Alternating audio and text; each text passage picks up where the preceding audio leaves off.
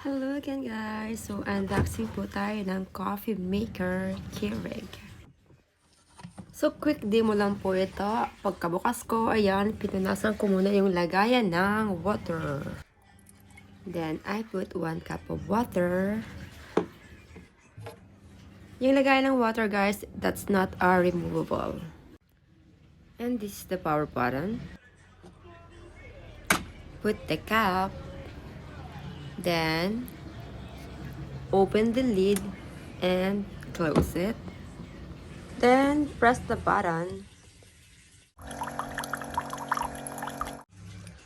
Tapos guys, tinapon ko to. Itatapon ko to para mas clean yung coffee natin, 'di ba? Kasi pag bago, kailangan mo nating linisin para mas safe. And here we go. Let's make my coffee.